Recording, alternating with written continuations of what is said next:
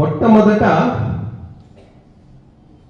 ఈ special category status గురించి, special package గురించి ఒక 2 నిమిషాలు మాట్లాడిన తర్వాత మిగిలిన విషయాల్లోకి పోతాను.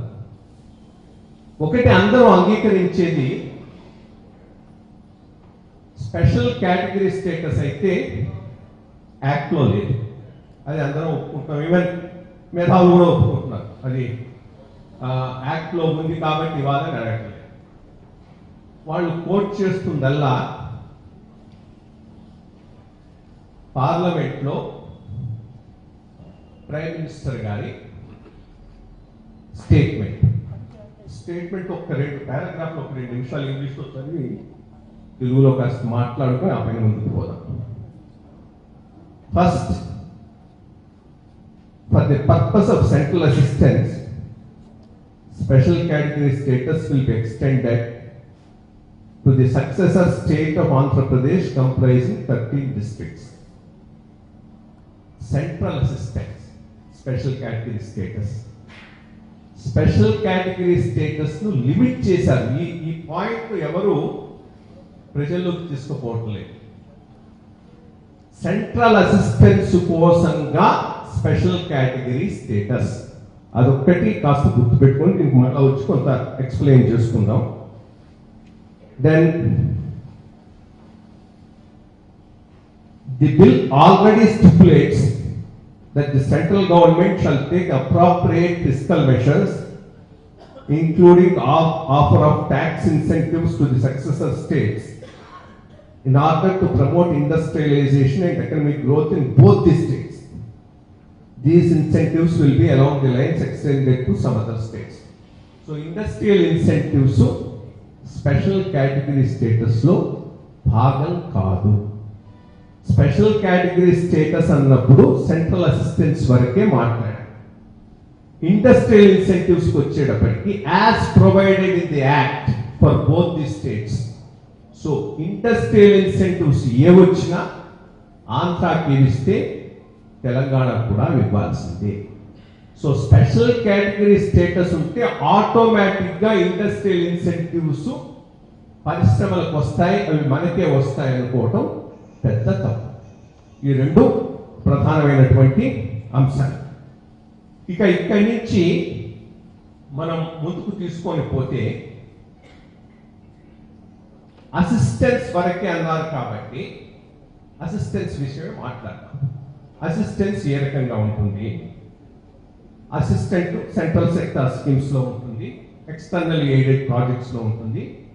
వీటి ద్వారా మనకు వచ్చేటటువంటి డబ్బుల్లో మిగిలిన రాష్ట్రాలకు 60%, 70% గవర్నమెంట్ ఆఫ్ ఇండియా నుంచి వస్తూ ఉంటే మనకు 90% దాకా ఎవరికి స్పెషల్ కేటగిరీ స్టేటస్ ఇస్తారో వాళ్ళకి వచ్చేటటువంటి అవకాశం ఉంది.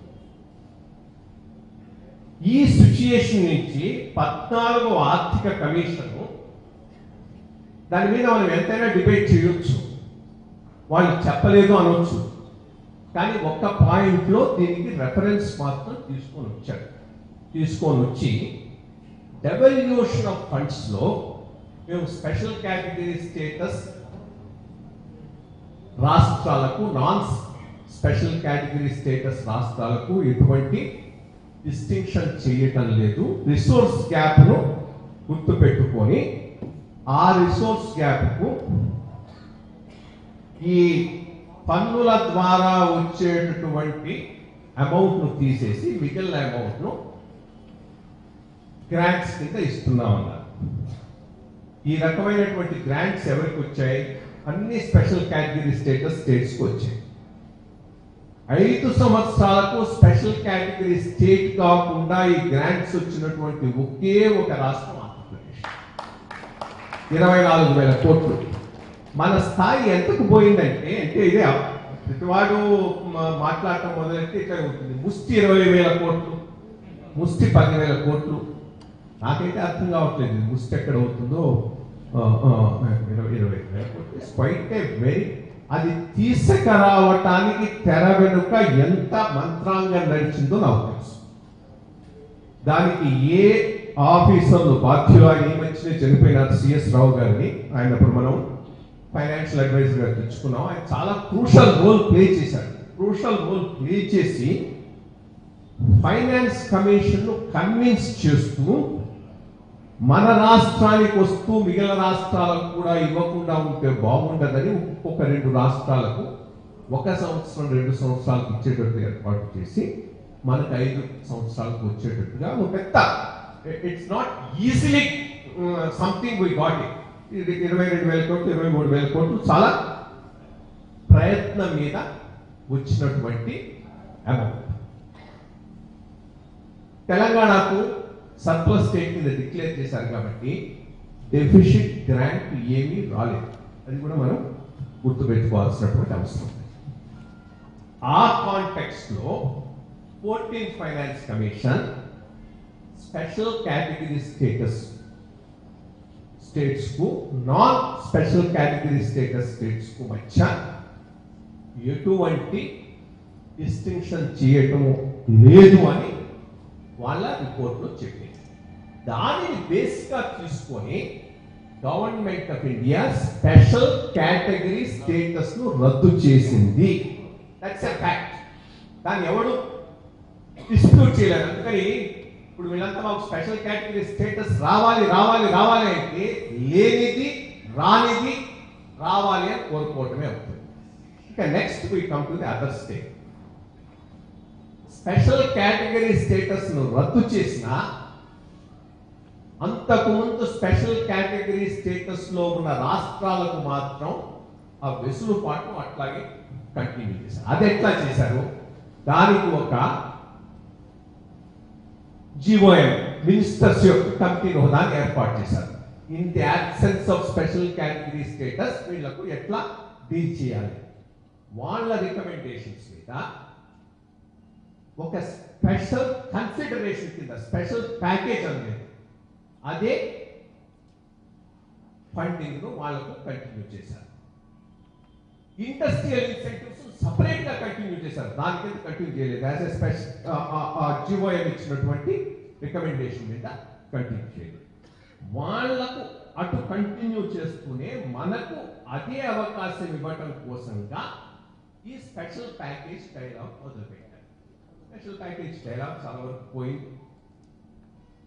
రాష్ట్ర ప్రభుత్వం కూడా దీంట్లో చాలా ఎక్సర్సైజ్ చేసింది.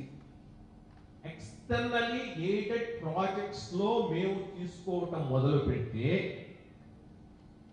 5,000 కోట్లకు మించి 5 సంవత్సరాలు మేము తీసుకోలేమనేది రాష్ట్ర ప్రభుత్వం వాదన. అది ఫెయిర్, దాంట్లో ఏమీ తప్పు లేదు. ఎందుకంటే ఈ ఎక్స్టర్నల్లీ ఎయిడెడ్ ప్రాజెక్ట్స్ తయారు చేయడం, పంపించటం, వాళ్ళు ఒప్పుకోవటం, డిస్బర్స్మెంట్ రావటం, మనం ఇంప్లిమెంట్ చేయడం, ఇవన్నీ చాలా కాంప్లికేటెడ్ ఇష్యూస్. కాబట్టి ఆ మొత్తం అమౌంట్ దాని కింద తీసుకోవాలంటే మాకు ఒక పెద్ద ప్రాబ్లం అవుతుంది. 5,000 మేమంతా ఎక్సర్సైజ్ చేసాం. 5,000 కోట్ల కన్నా తీసుకోలేము. 16,000 కోట్లు రావాలి. మిగిలిన వాటిని ఎట్లా రావటానికి తీసుకోవటానికి తగినటువంటి విధి విధానాలను ఆలోచిస్తామని అదొకటి మొదలెట్టారు. రెండోది, దీనికి చట్టబద్ధత లేకపోతే రేపు ఎవరైనా వచ్చి అడిగితే మేమేం చేస్తాం, చట్టబద్ధత ఇవ్వమన్నాం. దానికోసం గవర్నమెంట్ ఇండియా క్యాబినెట్ మీటింగ్ లో దీని ఒక ఐటమ్ కింద తీసుకొని పోయి దీనిని క్యాబినెట్ అప్రూవ్ చేసింది. Special package as requested by the state government. మర్చిపోవద్దు, ఇవన్నీ రాష్ట్ర ప్రభుత్వం అడిగిన దాన్ని బట్టి జరిగినటువంటి విషయాలు. చేసిన తర్వాత మనం 16,000 కోట్లు అడిగాం కదా. ఇప్పుడు మనతో ఒకటి ఏంటంటే, పక్కవాడి పాయింట్ ఆఫ్ వ్యూ జనంలోకి పోనప్పుడు మనం ఏం చెప్తే అదే నిజం అవుతుంది. ఇందాక చాలా మంది చెప్పారు కదా, గోయబల్స్ ట్రూత్. ఆ పైన మళ్ళా గోయబల్స్ తర్వాత మళ్ళా చూసినవాడు సద్దాం హుస్సేన్.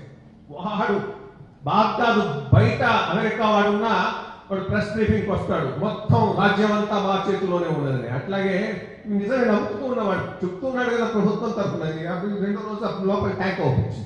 అలాగే మనం గోయబల్స్ ట్రూత్ లో ఏం చెప్తే అది అయిపోతుంది. 16,000 కోట్లు మనం లెక్కేసేప్పుడు ఏం చేశామంటే, ఈ స్పెషల్ కేటగిరీ స్టేటస్ ఉన్న రాష్ట్రాల్లో బాండ్లు పెట్టే భాగాన్ని కూడా దీంట్లో లెక్కలోకి తీసుకొని 16,000 కోట్లని లెక్క చేశాం. దాన్ని గవర్నమెంట్ ఆఫ్ ఇండియా పాయింట్అవుట్ చేసి ఆ పోర్షన్ ఎదిరిగా అక్కడ వాళ్ళు పెట్టుకుంటారో అది తీసేస్తే మీకు వచ్చేది 12,500 కోట్లను ఎంతో తేల్చింది. సరే, 16,000 12,500 కోట్ల అనేది ఇది ఆఫీసర్స్ వదిలేయచ్చు ఎంత ఎగ్జాక్ట్ అనేది వాళ్ళు చూసుకుంటారు. బట్ ఇన్ ప్రిన్సిపల్ అయితే ఇవ్వడానికి ఒప్పుకోలేదు. ఒప్పుకున్న తర్వాత మనం దాన్ని FRBM లిమిట్స్ నుంచి తప్పించమని అడిగాం. దానివల్ల ఏమవుతుంది, మనం ఎక్కువ లోనింగ్ తీసుకోవడానికి అవకాశం పోతుంది అనేటటువంటి ఉద్దేశంతో FRBM నుంచి తగ్గించమని. ఆ పాయింట్లో డిస్కషన్ ఆగిపోయింది. ఎందుకు ఆగిపోయింది?